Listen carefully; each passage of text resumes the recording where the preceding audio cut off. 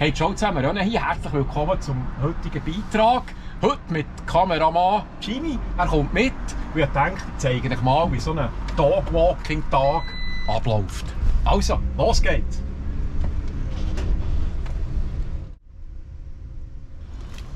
Zwei Hundelis. Die ist noch gut zu Weg, sie kann da selber reichen. Und da haben wir einen kleinen Senior, der braucht ein bisschen Hilfe. Ja, jetzt ist aber gut. Jetzt ist aber gut. Also, nächste. So, das ist Stella. Das ist ein bisschen scheu. Ein grosses Hundeli, aber scheu. Und am Anfang hat es ein bisschen gebraucht, bis sie mir getraut hat. Aber jetzt kennt sie es gut.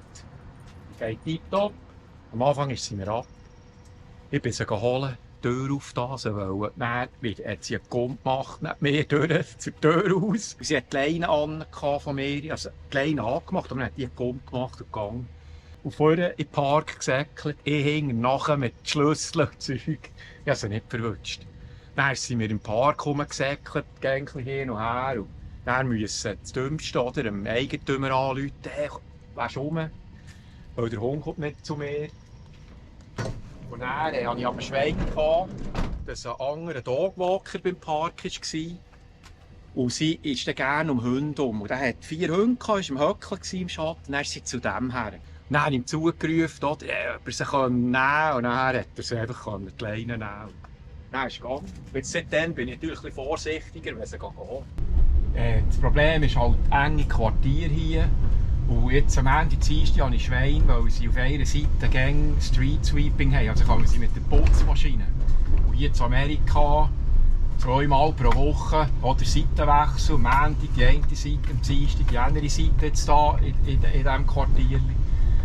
Darf man dann nicht parkieren. Und dann ist der Montag Dienstag für mich ein bisschen einfacher zum Parkieren, weil ich weiss ungefähr, wenn die Maschine durchfährt. Und vordran ist dann die Schmier, oder? Und wenn du parkiert bist und die Maschine kommt, musst du gehen, hast du einen Bus. Aber ich weiss einfach so ein bisschen ungefähr, um welche Zeit. Und dann kann man den Hund herstellen und genug Platz. Das ist ein bisschen der Nachteil da, ist halt schon eng. Das ist jetzt eben im anderen Video, habe ich schon gesagt, wegen dem Recycling, oder? Können sie schon mit dem grünen Karren das recycelte Zeug holen, wo sie aber eben nur 15% müssen wirklich trennen. Der Rest kommt dann alles ins Gleiche. Aber er ist schön angemalt, da, der Karren. Da ist alles drin, oder? Ja, kann ich nicht. Einer ist jetzt ganz jung und hat natürlich Energie. Und sagen die anderen nicht so gerne. Das ist wie im Stremmelus, oder? Gaufen, am Mögen und Tun. Da muss dann einfach, ich bin auch verantwortlich, dass ich diesen jungen Hund ein bisschen die Energie abholen. Und wenn ich es nicht mache, machen es dann die anderen Hunde. Und dann habe ich ein Ghetto, oder? Da kommt es nicht gut raus. Und dann muss ich einfach wissen, wie sich die Hunde verhalten. Und dementsprechend muss ich immer als Ausgleich fungieren, so dass alle anderen Hunde eigentlich sehen, der hat es im Griff, dem müssen wir nicht helfen oder wir müssen es selber übernehmen, die Ordnung zu schaffen. Das muss und die müssen das alle sehen. Und wenn die sehen, dass ich da als Leithammel es schaffe, die Ordnung immer wieder herzustellen, dann ist auch jeder entspannt und dann habe ich da kein Problem. Oder? Aber das ist halt mir. Und wenn ich das nicht mache und ein bisschen gegen das rumjockeln und nicht schauen, dann haben sie es selber in die Hand, oder? Und das ist dann nicht gut. Also, wenn wir die zwei holen. So, das ist jetzt eben der Junge, der McCoy heisst der. Er ist noch nicht jährig. Er ist etwa 9 Monate. 10 Monate alt. Und jetzt müsst ihr schauen, jetzt fällt einer auf den Mögen, weil man sieht, der ist aufgeregt hier. Und jetzt haben die anderen nicht gerne. Und was ich jetzt mache, ist, ich nehme ihn rein, binde ihn aber eine Zeit lang ein bisschen fest. So, kannst du reinkommen, so. Probiert er ihm zu sagen, nein, du bist schon viel zu aufgeregt, das machen wir nicht gerne. Ja, und jetzt ist es meine Aufgabe, den anderen zu zeigen, das Problem. Ich habe gesehen, dass er ein bisschen im Zeug drin ist. Jetzt seht ihr da, dass wir festmachen und jetzt ist es gut. Und das ist der Brüder, der Baldi, er ist älter.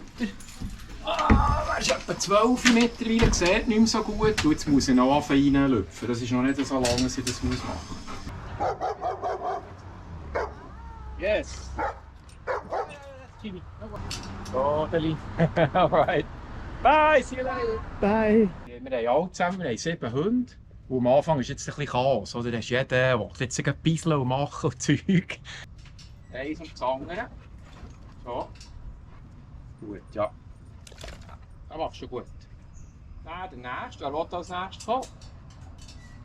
Ist es Stella? Kommst du als nächstes? Gut. Dann kommt der Baldi. Warte, Ladies. Oh, also du kannst hier kommen. Gut. Hier kommen. Oh, weg, oi. Nicht jemand mögen. So, dann kannst du noch kommen. Gut. Gut. Also, jetzt ist der Trick, jetzt sind wir gerade verlaufen. Jetzt gehen wir hier vorne hinter dem Kar und dann rechts weg. Gut, du kannst laufen, nein, hier rechts. Kommen, Ladies, hier kommen, laufen. Kommen. Ja, gut, dann gehen wir links. So. Gut. Ja, gut, Stella. Du machst es gut, Stella. Gut. Es kommt auf die Seite, Stella. Und auf die andere Seite. Jetzt tun sie auch ein bisschen ausrichten. Es läuft nicht gängig. Sie laufen dann nicht jeder gerne neben gewussten Hunden. Und meistens ist es ein bisschen gleich, aber das kann sich auch ändern. Und jetzt, wenn ich dann langsam merke, wie sie wohl sind, kann ich sie hier in meine Häke einklicken. Dann kann ich dann nämlich zum Teil laufen und muss sie nicht gängig in den Händen haben. Oder wenn sie eine Puppe machen, kann ich gäbig die Puppe aufnehmen. Und dann habe ich auch ein bisschen Ordnung. Und Stella, sie haben wir als letztes dazu genommen. Und sie habe ich am längsten gehabt, bis ich herausgefunden habe, wie sie ist. Sie ist ein kleiner Bulli. Sie ist aber eine ganz Liebe eigentlich. Sie schaut daheim auch zu 2 Kätzchen. Aber sie kann ein bisschen rauch sein gegenüber anderen Hunden. Und da habe ich am Anfang ein Zeitchen gehabt, bis ich einschätzen konnte, was sie eigentlich will, genau. Ob sie spielen will, ob sie nicht spielen will, ob sie ein bisschen zeigen will, wer der Chef ist. Da hat es ein bisschen gebraucht. Manchmal ist es recht einfach zu sagen, und wir haben jetzt ein bisschen länger gehabt. Und bei jetzt die Hunde, ich bin kein Trainer. Ihr seht, ich habe viel zu viele Hunde. Ich kann jetzt nicht mit einem arbeiten, das geht gar nicht. Und auch wenn ein Hund bei den Besitzern vielleicht nicht so hörig ist, oder die Hunde ein bisschen aufbegehren, das kann ich hier nicht haben. Also ich muss relativ schnell herausfinden, wie ich dem Hund sagen kann, nein, hier gelten andere Regeln. Hier tun wir jetzt einfach geordnet laufen, wir haben eine Aufgabe hier, jetzt gehen wir laufen. Das Quartier begutachten, ein bisschen Sporen hinterlassen, markieren. Aber wir haben einen Job hier zu machen, das muss man relativ schnell merken. Und dann habe ich halt ein bisschen meine Tricks, wie man das macht. Aber ihr seht, es läuft eigentlich gut, ich vertraue mir jetzt alle an. Und ich bin auch gerne am Vorausschauen, ob ich irgendein Sei könnte sehen oder einen anderen Hund. Und ich muss einfach immer idealerweise vor ihnen sehen, was kommt. Damit ich schon ihnen sagen kann, kommt der Hund, wir gehen auf die andere Seite. Dort ist halt auch noch fragen mit den Leuten, wie machst du das so viel im Griff zu haben. Und der Trick ist jetzt eigentlich, ich muss nicht alle kontrollieren. Ich muss die kontrollieren, die am ehesten reagieren und so ein bisschen das Gefühl haben, wir sind die Helden da. Das ist jetzt hier sie, Stella, ganz links, der Schäfer und der Leb. Das ist das Alfeli. Sie 2 muss ich kontrollieren in diesem Pack. Alle anderen folgen dann schon. Aber die 2 können reagieren und sie 2 würden hier innerhalb der Gruppe andere schnappen.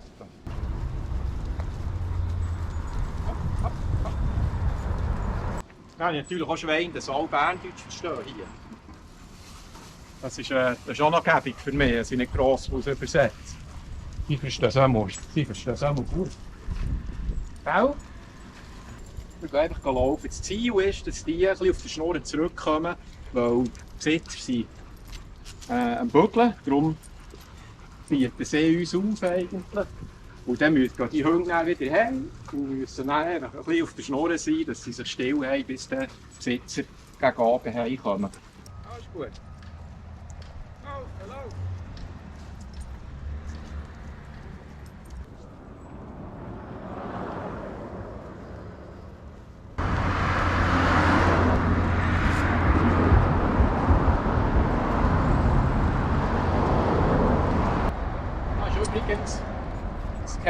das Headquarters, da die Tonschuhe warten.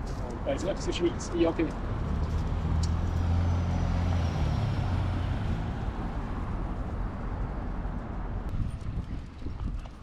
Kamerad Gilles hat böse heute. Er hat dann kein Foto, keine Ahnung, wie sagt, wenn hinter ein Loch kommt.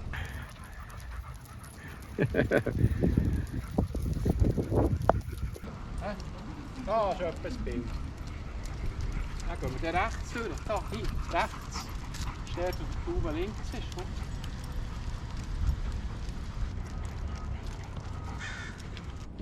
Jetzt kann man rein. Ja. Und auch die zwei, die nicht selber reinkommen, zuvorderst natürlich. Gut. Lass schnell Stella reingehen. Komm Stella. Komm Stella, du kannst auch. So. Er ist etwa noch Wasserzeit nachher. Bei jeder Durst. Wir haben alle ein bisschen Durst von euch. Schon wichtig, dass man sich die Zeit auch noch nimmt, dass sie da ein bisschen buddeln können. Ich schaue zwar gleich schauen, dass sie daheim ja das Wassergeschirr auch noch gefüllt haben. Gehört ein bisschen dazu. Und dann würde ich sagen, wir die Runde abschließen. Und ich würde sagen, merci fürs Reinschauen. Bis zum nächsten Mal. Tschüss.